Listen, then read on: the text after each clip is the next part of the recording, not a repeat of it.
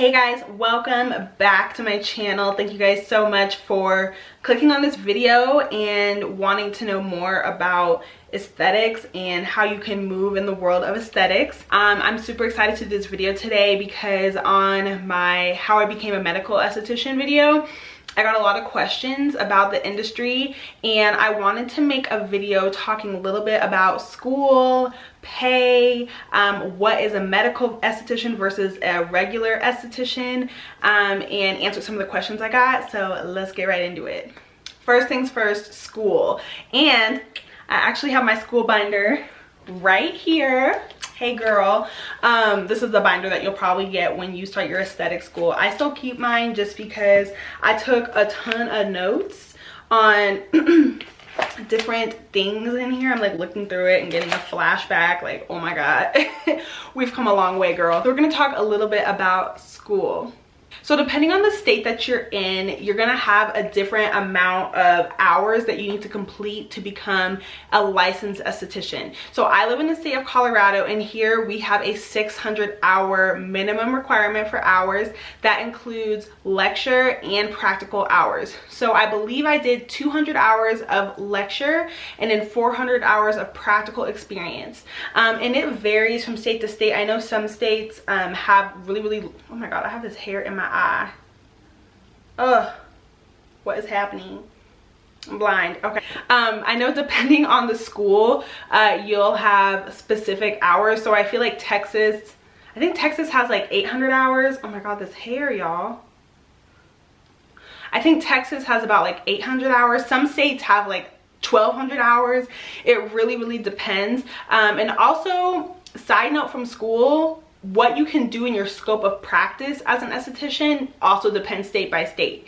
I was getting a lot of questions in regards to like, can you microneedle in Texas as an esthetician? And it depends on your scope of practice as an esthetician. And some states also go as far as like, whether you become a medical esthetician or a normal esthetician, it depends on the amount of hours. It depends state by state. So in the state of Colorado, I did 600 total hours. I did 200 hours 200 hours lecture. So sitting in class, studying, learning, all the stuff that's in this binder, which this guy was actually pretty thick. And then 400 hours of practical hours. And how I got my hours, so my school had a clinic. Some schools will have clinics, some schools won't. Most schools do. A clinic would be a setting where people can come in and pay discounted services for students to practice on them. So I did a lot of that. I also got an internship, which I talked about in my last video, that I did hours through, and my school approved it. A lot of schools are pretty strict about what they approve and what they don't, but internships are another great way of getting your practical hours. So I hope that made sense. School all depends on what state you're in, and that depends on how many hours you have to practice to become an esthetician. To find schools, finding aesthetic schools can be kind of tricky because a lot of them, the world of aesthetics is very old school sometimes. So a lot of these schools don't have great websites or are kind of hard to find. What I always recommend is going and joining a Facebook page in your state of estheticians or beauty professionals and asking around that way, because that way you're going to get a faster and more direct answer, and people will honestly like leave reviews on their school experiences. I know in the state of Colorado we have some great schools, and then we have some schools that aren't so great. So it's important to get, to know the schools around you. And depending if you want to be more of a medical esthetician versus just a regular esthetician, you may want to go to a specific school that's going to train you on specific things. I know here some schools train on lasers, some schools train on injectables and chemical peels, and some schools don't do any of that. So you're going to want to make sure you know what your school offers. Next, we're going to talk a little bit about what is a medical esthetician versus a regular esthetician. So a medical esthetician can really range, just like a normal esthetician can really range. A medical esthetician, you can be doing peels, a lot of dermaplanes, a lot of microneedling, injectables, depending on the state and your scope of practice, if you're under an MD, you can be doing laser treatments, a lot of different things, but it's going to be in more of like a medical setting. So more of like a med spa that does laser or injectables, may have a nurse in there, may not, may have a doctor in there, may not, or you could be in a plastic surgeon's office, or you could be in a doctor's office. And some hospitals do hire estheticians. It kind of just depends, and those jobs are really hard to find, but that would be a medical esthetician, and esthetician with A at the front. So a lot of people were asking what's the difference between esthetician with E and esthetician with A, and esthetician with A tends to be more medical. A regular esthetician, you usually are doing facials, chemical peels, dermaplane, microdermabrasion. You could be doing makeup, you could be really waxing, you could be doing another plethora of things. You could be an educator. This field is literally so wide. You can be doing makeup, to educating, to working in a med spa, to doing injectables, to doing laser, to doing product trainings. Like, esthetician, you can do so much. And that feeds into my next topic, which is the pay. I got a couple questions and a couple people DM me asking me how much I make. Okay, so I'm gonna give y'all the real. So as an esthetician, depending on how much training you have and where you choose to work, you can make a lot of money doing this. So typically in the world of aesthetics, you work off of commission. So meaning you make a percentage of the products or of the services that you do. I currently make commission, and averagely places will give you between 30 to 50% commission. If they give you under 30% commission, do not work there. Do not work there. 30% is pretty much industry standard, and it also greatly depends on if you're booked or not. That is a huge thing you need to look for when you're applying for a job as an esthetician. Especially as a new esthetician, let me tell you, from experience, from somebody who's been in the mud, find a place where you will be booked, because a lot of these places that you go on Indeed and you see that, oh my God, they have 60% commission, they have 50% commission, that's really good, right? Well, you get there and you're a new esthetician and they expect you to bring your own clientele. Baby, you don't have a clientele. So a lot of places will try to scam you in that way, and you need to find a place that's reputable if you're a new esthetician, and a place that has a overflow of clients. I left out,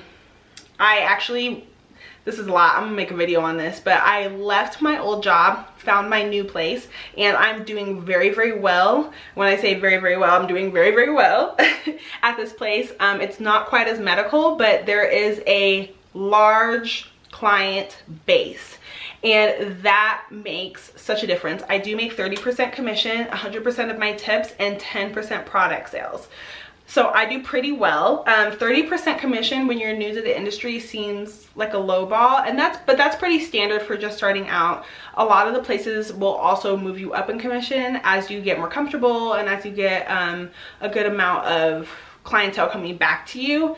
You can definitely move up in the ladder as far as commission, but typically it's not common to get paid hourly. Some places will say that you get paid hourly on Indeed, but really that's just them computing how much you make in commission. So be careful when you're applying for a new job as a baby SD, because there's a lot of loopholes. There's a lot of things that places will say to get estheticians in the door. And also, if you keep seeing a place pop up on Indeed that they're hiring again, I don't recommend you working there. That means it's a revolving door there, and you can get stuck in a really bad situation. Okay, so I'm gonna answer some of the questions that were asked in my last video. So, does a nurse have to go to medical aesthetic school, or can you get trained by a doctor? I got this question a lot from nurses asking about how they can get into the aesthetics world. Personally, actually, a lot of the time as a nurse, you don't need to go to aesthetic school. You can just apply that you're a nurse, but they are gonna want some type of experience that you have with injectables and stuff like that. I personally believe that nurses should go to aesthetic school. First of all, you're probably not gonna have to do as many hours. Sometimes with nurses and like massage therapists don't have to do as many hours as like a new SD would, because you already have that hands-on practical experience, and you know about sanitation and stuff like that. I just think it's great for nurses to go to aesthetic school because the world of aesthetics is very different, and understanding skin conditions is pretty important, and I'm not sure if they really cover that in nursing school, since you have so much other stuff to learn. I think it's really important that you have that background within skin specifically, and that you really know what you're talking about as far as skin conditions, because people are going to be asking you questions.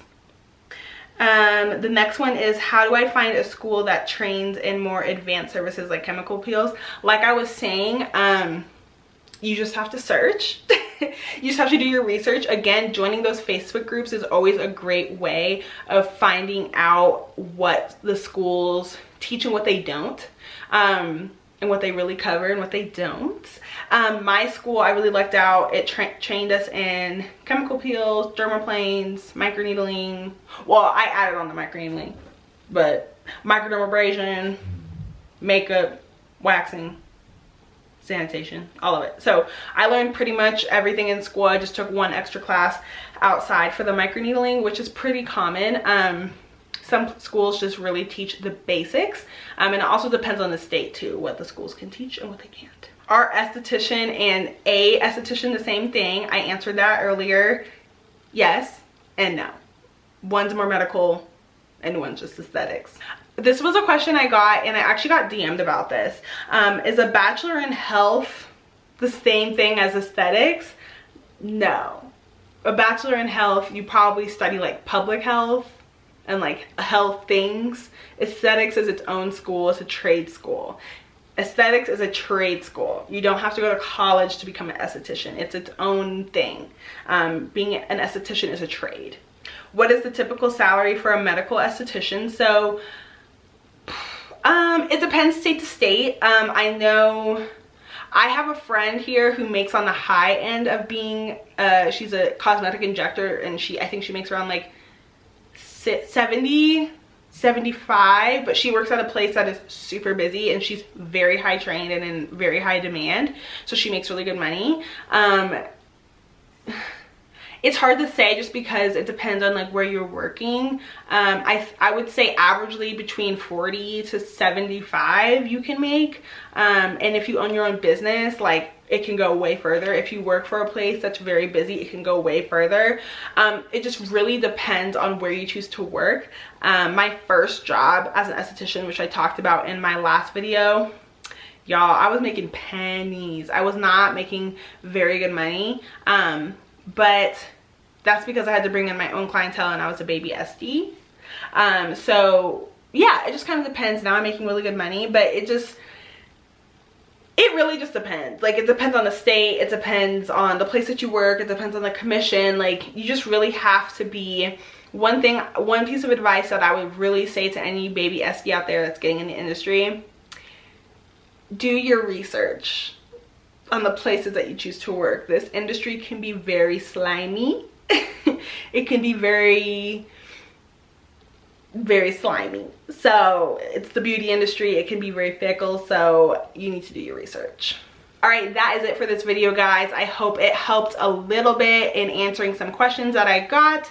If you have any questions, you can always reach out to me via Instagram at the Emma Elise, or you can go follow my aesthetics page, which is Emma, or no, it's Alchemy Emma now. It's not Emma Elise Aesthetics. It's Alchemy Emma. So go follow me there. I always post like before and afters and stuff and different things I'm working on within the industry.